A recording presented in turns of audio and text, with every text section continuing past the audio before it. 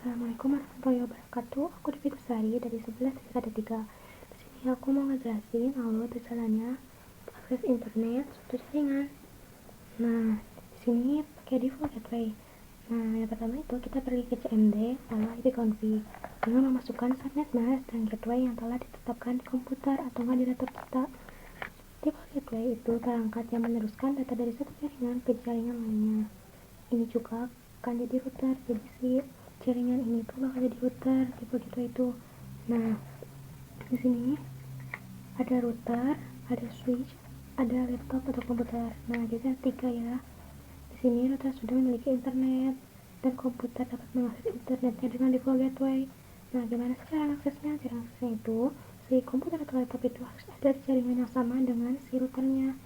Nah, default gateway itu memungkinkan perangkat dari satu jaringan berkomunikasi dengan perangkat jaringan lain. Router itu bisa jadi pintu gerbang atau masuk di setiap jaringan. Terus, alamat IP dan subnet masknya itu masuk. Nah, subnet mask itu apa sih? Subnet mask itu adalah nomor yang menyerupai alamat IP. Misalnya 3 angka pertama 192.168.0.1. Nah, itu dipakai untuk switch. Terus 192.168.2 itu dipakai untuk laptop atau komputer kita.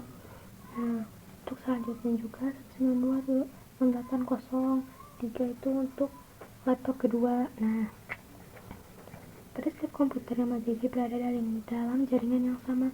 Kalau misalkan mereka nggak dalam jaringan yang sama, mereka tidak akan terhubung. Router itu pakai WAN dan berada di ether 1 untuk internet. Terus switch itu pakainya LAN. Kalau untuk IP1 itu dia pakai IP address dari DHCP atau ISP. Nah, terus kalau untuk router dia itu isinya otomatis sama kita atau sendiri gitu pakai DHCP server. Nah, kalau misalkan sama kita itu pakai angkanya 192.168.0.1. Nah, itu untuk switchnya. Nah, switch ini juga bisa berfungsi untuk gateway selain router, terus juga bisa berfungsi sebagai gateway dan DHCP server. Kalau si router itu berfungsinya koneksi ke internet seperti default gateway. Nah, default gateway itu hampir sama router. Kalau switch itu ada bedanya, dia itu pakai DHCP server. Nah, misalkan router, dia pakainya IP yang bisa digunakan kayak misalkan IP publik atau dinamis. Kalau switch dia bisanya pakai IP pertama yang bisa digunakan. Nah, yang tadi aku sebutin 192.168.0.1. Nah, itu untuk switch. Kalau misalkan untuk laptop itu IP otomatis dari DHCP kayak yang 192.168.0.2. Nah, itu untuk laptop pertama. Gimana sih kalau misalkan satu laptop kan nyambung sama apa yang gak masuk ke internet itu? Nah, kalau kayak gitu mungkin ada satu kesalahan di CMD-nya atau saat kita masukin IP otomatisnya. Nah, mungkin dia berada di jaringan yang berbeda seperti salah angka atau menggunakan IP yang sama seperti switch.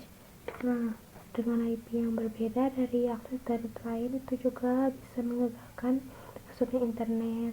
Kayak saling terhubung satu sama lain, itu bisa menggagalkannya.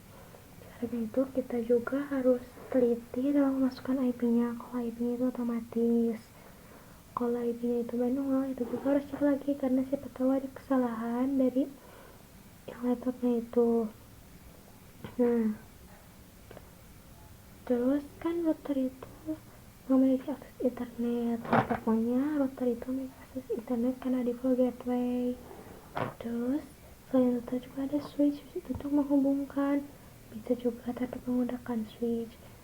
Nah, tapi lebih mudahnya emang tanpa menggunakan switch, jadi kita nggak perlu memasangkan kayak router terus ke switch, nggak perlu. Nah, yang lebih simpelnya seperti itu. Terus kita juga selain menggunakan router, switch, dan laptop atau komputer, kita juga harus menggunakan kabel.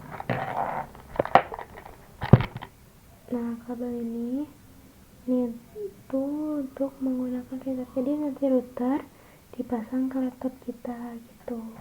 Nah, ini itu untuk memberikan akses internet kepada laptop kita dan untuk terhubung satu sama lain dari komputer A ke B, B ke C, C ke D, dan sebaliknya juga. Nah, ini juga fungsi kabel karena ini juga penting selain router, switch, dan komputer. sekian penjelasan dari aku. Wassalamualaikum warahmatullahi wabarakatuh.